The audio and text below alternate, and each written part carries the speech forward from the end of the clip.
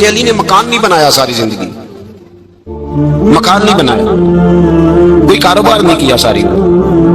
اب اس پہلو پہ بھی ذرا غور کریں، حضرت علی رضی اللہ تعالیٰ عنہ نے کوئی بینک بیلنس نہیں بنایا۔ صحابہ کرام علیہم رضوان فرماتے ہیں بڑے بڑے رشتے آئے سیدہ فاطمہ کے، بڑے بڑے امیر کبیر لوگوں، حضور نے فرمایا میں رب کے فیصلے کا انتظار کر رہا ہوں۔ ایک دن تینوں یار ان لوگوں کا خلوص دیکھے مولا علی کے ساتھ، حضرت ابو بکر، حضرت عمر، حضرت عثمان۔ حضرت علی ایک یہودی کے باغ میں مزدوری کر رہے تھے تو وہاں گئے اور جا کے کہا علی تو حضور سے سیدہ فاطمہ کا رشتہ کیوں نہیں طلب کرتا؟ تو حضرت علی کہنے لگے بھائیوں نہ مکان ہے نہ گھر ہے نہ کچھ ہے، رشتہ کیسے مانگوں گا؟ تو جا تو صحیح، ہمیں تو لگتا ہے رسول پاک تیرا انتظار کر رہے ہیں۔ مولا علی شیر خدا کہتے میں گیا اور جب میں حضور کی بارگاہ میں گیا تو انہوں نے مجھے یار تھے نا تیار کر کے بھیجا، مجھے لفظ بھی سکھائے کیا کہنے ہیں، لیکن جب میں وہاں پہنچا نا تو میرے اندر طاقت ہی ختم ہو گئی بولنے کی۔ سلام لے کے تو حضور کے پاس بیٹھ گیا، حضور نے کہا علی کیسے آئے ہو؟ تو میں خاموش، پھر پوچھا کیسے آئے ہو؟ میں خاموش، پھر پوچھا کیسے آئے ہو؟ میں خاموش۔ کہتے ہیں دلوں کا حال جاننے والے رسول نے فرمایا علی فاطمہ کے لیے آئے ہو؟ فاطمہ کے لیے آئے ہو؟ حضرت علی کہتے ہیں میرا جواب بڑا نرالا ہے، میں نے کہا حضور وہ تینوں میرے پاس باغ میں گئے تھے، وہ تینوں گئے تھے، مجھے انہوں نے بھیجا ہے۔ کہتے ہیں رسول پاک مسکرا دیے، فرمایا علی انہوں نے نہیں تجھے بھیجا، رب کریم نے فاطمہ کا تیرے ساتھ نکاح کر دیا ہے، تیرے لیے فیصلہ ہو گیا ہے، فاطمہ کا تیرے حق میں فیصلہ ہو گیا۔ حضرت علی سیدہ فاطمہ کو بیاہ کے لے گئے تو حضرت زید بن حارثہ کے مکان میں، کوئی مکان نہیں۔ وہ بھائی تو دولت دیکھ کے بیٹی کی شادی کرتا ہے، سرمایہ دیکھ کے پھر دعا کراتا ہے، دعا کرے اللہ میرے داماد کو ہدایت دے دے۔ میرے رسول نے بیٹی کی شادی کی تقویٰ دے دی، پرہیزگاری دے دی، دینداری دے دی، اس شخص کو بیٹی دی جو السابقون السابقون کے درجے میں شامل، جو ان الذین آمنوا وعملوا الصالحات اولئک هم خیر البریہ کے درجے میں شامل، ان کو اپنی بیٹی دی۔ حضرت علی شیر خدا رضی اللہ تعالیٰ عنہ فرماتے ہیں کہ سیدہ فاطمہ الزہرا کو میں بیاہ کے لایا، سارے گھر کے کام حضرت فاطمہ نے کیے، میں مزدوری کرتا 2 گھنٹہ یا 1.5 گھنٹہ، زور سے اثر کے درمیان کام کرتے، 2 کلو کھجوریں ملی تو مولا علی نے اٹھا کے اپنی کمر پہ رکھی، باغ کا مالک کہنے لگا علی تھوڑا کام اور کر لو، فرمایا 2 کلو ہو گئی یا بڑی ہے، 1 کلو میرے بچے کھائیں گے، 1 کلو مدینے کے غریب بچے کھائیں گے۔ تو کہا علی کل کیا کرو گے؟ فرمایا کل جو رب زندگی دے گا وہ روزی بھی دے گا۔ تو بندہ مشورہ دینے لگا، مشورہ بھی ہوتا ہے نا قریب سے، مشوروں والے بھی بڑی خرابی کرتے ہیں اللہ ماشاءاللہ۔ کہا علی جائز پیسے تو اکٹھے کر لینے چاہیے، کیا حرج ہے، جائز اکٹھے کر لیں۔ شیر خدا نے ایک جملہ کہا پر شیروں جیسا کہہ دیا۔ حضرت علی فرمانے لگے مال حرام ہو تو عذاب ہوتا ہے، حلال ہو تو حساب ہوتا ہے، لہذا نہ میں عذاب والا کام کرتا ہوں نہ عذاب والا کام کرتا ہوں، میں اکٹھے ہی نہیں کرتا، نہ بندہ عذاب کے چکر میں پڑے نہ عذاب کے چکر میں پڑے، میں اس رستے جاتا ہی نہیں۔ مولا کائنات شیر خدا اور بھائی حضرت سیدنا ابو ہریرہ رضی اللہ تعالیٰ عنہ فرماتے ہیں میں جب اس بات کو یاد کرتا ہوں تو آج بھی رو پڑتا ہوں۔ کون سی بات؟ فرمانے لگے میں کوفے کے بازار سے گزر رہا تھا تو مولا علی شیر خدا کوفے کے چوک میں کھڑے تھے اور ہاتھ میں زرہ پکڑی ہوئی تھی، وہ والی زرہ جو بدر میں بھی ان کے پاس تھی، وہ والی زرہ جو احد، حنین، خندق اور خیبر میں بھی ان کے پاس تھی، زرہ پکڑی حضرت علی نے اور شیر خدا کہہ رہے ہوں بھائیوں میری زرہ خرید لو، میری زرہ، امیر المومنین ہے اس وقت، امیر وقت ہے، بادشاہ ہے کوفے کے بازار میں، او بھائی میری زرہ خرید لو، یہ بڑی نسبت والی ہے، بدر احد حنین میں میرے ساتھ رہی۔ اور شیر خدا فرماتے کیا ہیں؟ فرماتے ہیں جب علی نے یہ لفظ کہے تو میری چیخیں نکل گئی۔ حضرت علی فرمانے لگے اگر میرے پاس نیا طامت خریدنے کے پیسے ہوتے تو میں اسے کبھی نہ بیچتا، نیا طامت خریدنے کے پیسے ہوتے تو میں کبھی نہ بیچتا۔ حضرت علی رضی اللہ تعالیٰ عنہ نے وہ زندگی گزاری، پاک پردہ، پرہیزگاری، درویشی، سادگی، ساری زندگی کسی کا شکوہ نہیں کیا مولا علی، بلکہ اعلیٰ حضرت فاضل بریلوی رحمۃ اللہ علیہ کے خلیفہ ہیں مولانا ظفر الدین بہاری، انہوں نے ایک عجیب بات لکھی ہے، کہتے ہیں حضور معراج پہ گئے تو وہاں سے ایک جبہ لائے، ایک کمرے میں داخل ہوئے، جنت کے کمرے میں صندوق کھولا سرکار نے، ایک جبہ نکلا تو کہا اللہ میں لے جاؤں؟ رب کریم نے فرمایا ابھی مجھے پتا ہے تو لے کے جائے گا پر پہننے گا نہیں، کسی نہ کسی غلام کو دے دے گا۔ کہا مولا وہ تو پھر تیرا فضل ہے۔ رب کریم نے فرمایا محبوب اسے دینا جو میرے راز تک پہنچ جائے، اس کو دینا جو میرے اس کو دینا جو میرے راز تک پہنچے. حضور جبہ لے کے آئے.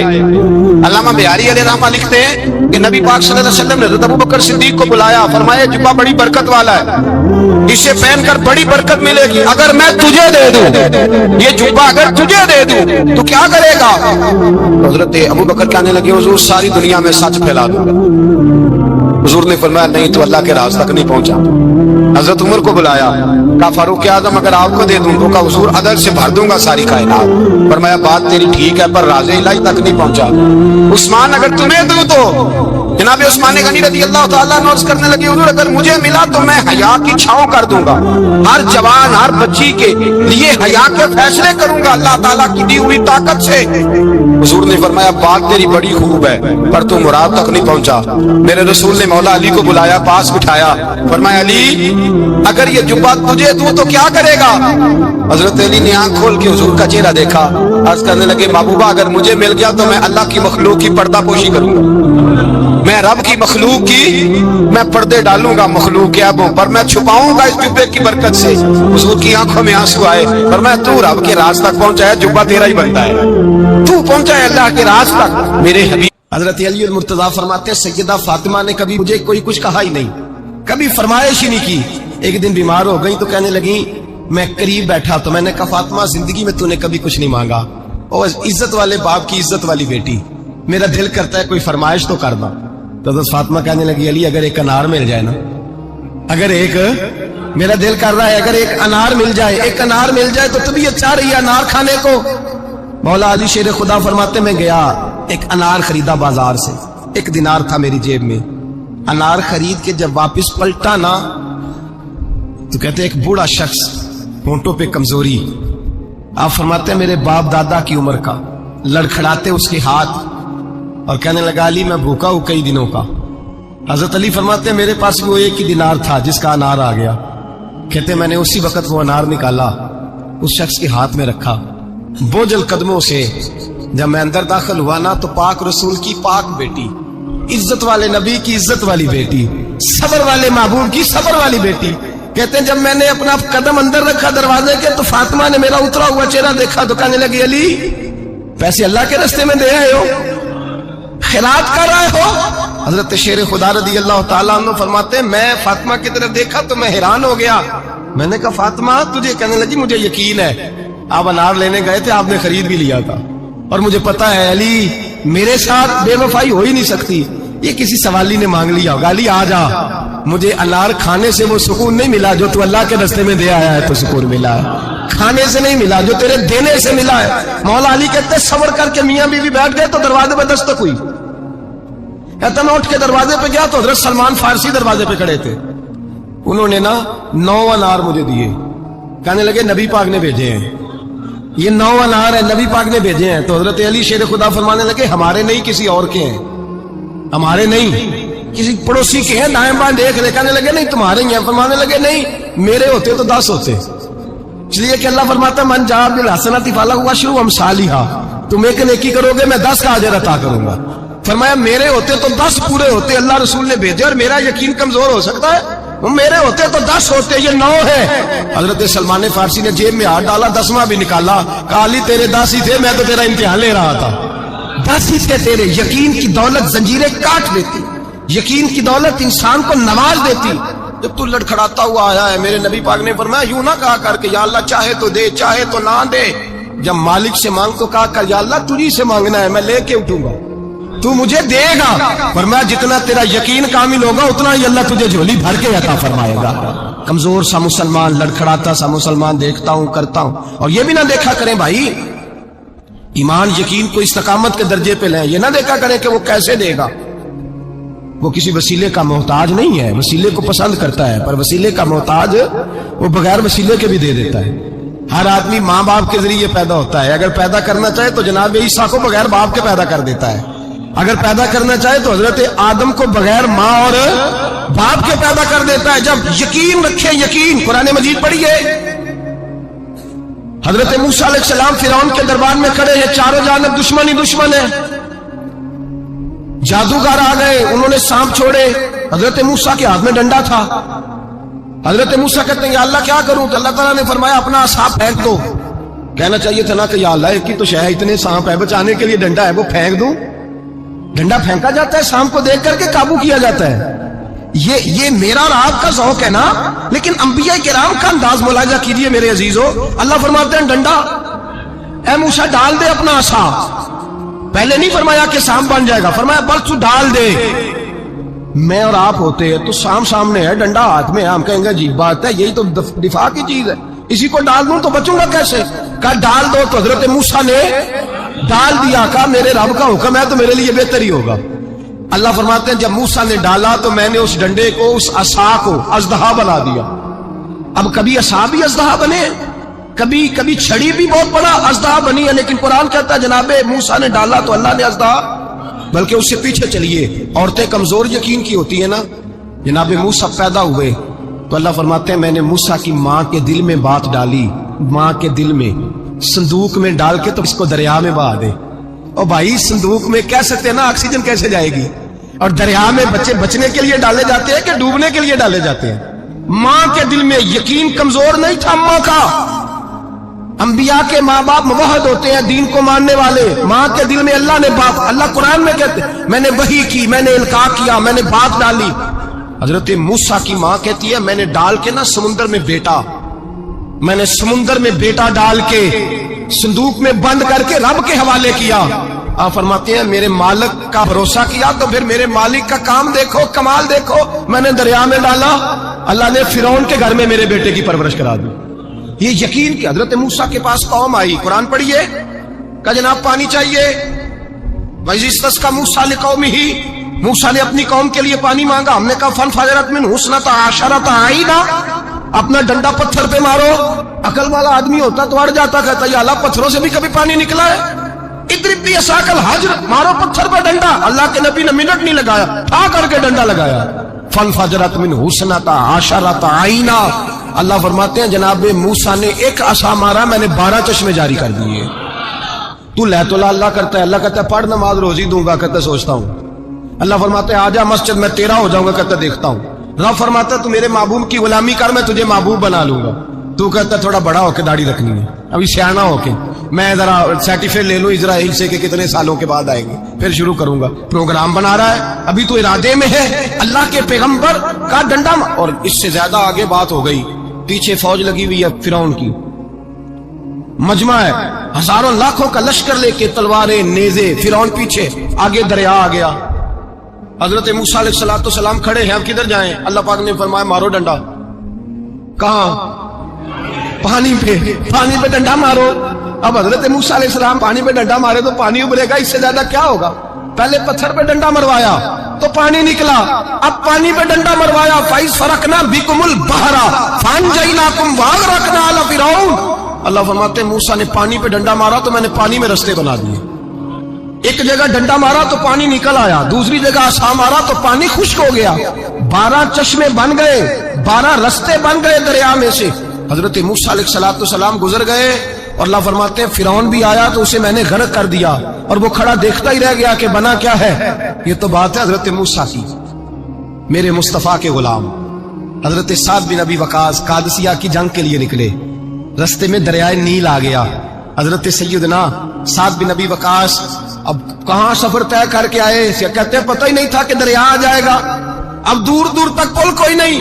صحابہ کہتے ہیں دشمن للکار رہا, حضرت سعد بن ابی وقاص دریا کنارے کھڑے ہوئے, ایمان, یقین اور استقامت, ڈٹ گئے.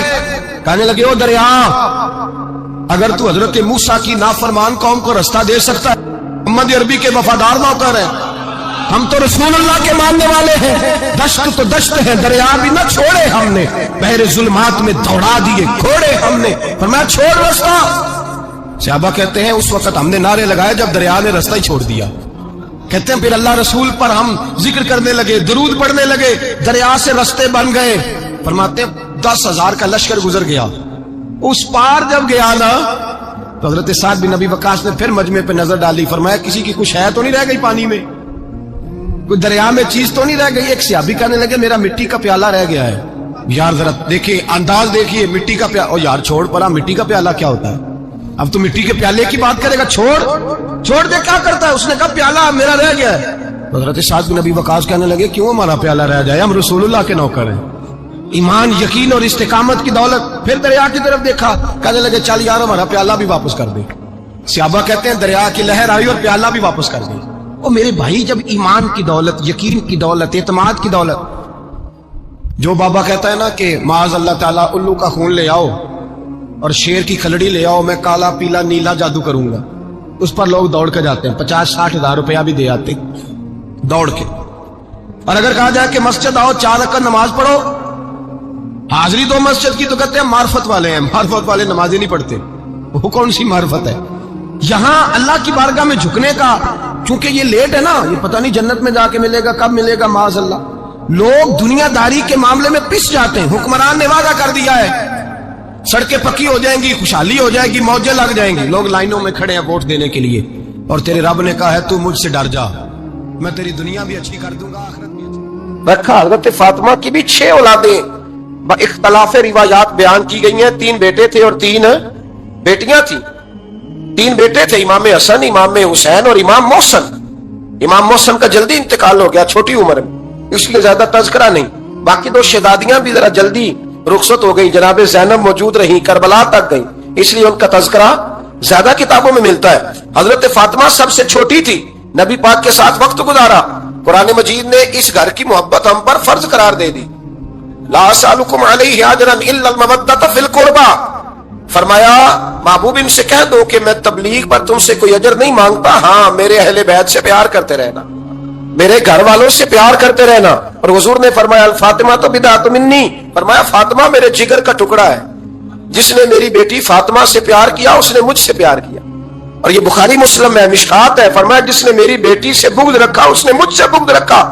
کل نمازیں پڑھے نا, بالغ ہونے سے لے کر کل نمازیں, بالغ ہونے سے لے کر کل نمازیں پڑھے. لو بڑی بات کرنے لگا ہوں, رمضان کا پہلا جمعہ ہے. بالغ ہونے سے لے کر کوئی نماز قضا نہ کرے, اور جب ہر سال بالغ ہونے کے بعد حج آئے تو حج بھی کرے, ہر سال رمضان آئے تو روزے بھی رکھے, ہر سال زکوٰۃ بھی دے, غریبوں کی مدد بھی کرے, میٹھا بھی بولے, خلوص بھی رکھے, رویے بھی ٹھیک رکھے, پر نبی پاک کے اہل بیت سے پیار نہ کرے تو ان ساری نیکیوں کے باوجود جب مرے گا تو بے ایمان مرے گا, بے ایمان مرے گا, بے ایمان. اور اگر اہل بیت نبوت کے ایمان پر مرے گا تو من مات علی حب آل محمدن مات شہیدا. حضور نے فرمایا, امام راضی نے حدیث لکھی ہے, فرمایا جو میرے گھر والوں سے محبت کرتا ہوا مر گیا وہ سادی موت نہیں مرا, اللہ نے اسے شہادت کا درجہ عطا فرمایا.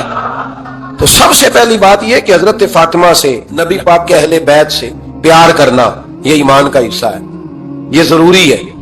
ایک بات یہ ہے کہ ان سے محبت, اور دوسری بات یہ کہ کسی کی محبت جو ہوتی ہے نا, اس کا معنی یہ نہیں کہ آپ کو کسی سے پیار ہو گیا تو آپ اس کے دشمن تلاش کرنے شروع کر دیں, بلکہ جس سے محبت ہوتی ہے تو محب کا دل کرتا ہے کہ میرے محبوب سے ساری دنیا ہی پیار کرے. اب عجیب فلسفہ ہے نا لوگوں کا, اہل بیت سے پیار کرتے ہیں تو سب سے پہلے اہل بیت کے دشمن تلاش کرتے ہیں, اور سب سے پہلے اہل بیت کے دشمنوں پہ گفتگو کرتے ہیں. تو میں کہتا ہوں بڑے بیوقوف ہو, دشمن نہ تلاش کرو, غلام تلاش کرو, پیارے تلاش کرو ان کے. یہ غلط ہے تمہارا انداز فکر. تو جناب فاطمہ الزہرا سے حضور نے بڑی محبت کی. حضرت خدیجہ الکبریٰ رضی اللہ تعالیٰ عنہ فرماتی ہیں کہ بڑا پیار کیا نبی پاک علیہ السلام نے حضرت فاطمہ سے, چھوٹی تھی نا. ادھر حضرت عائشہ صدیقہ کہتی ہیں کہ نبی پاک نے بڑی محبت فرمائی. مشکات میں حدیث ہے, کسی نے حضرت فاطمہ الزہرا حضرت عائشہ صدیقہ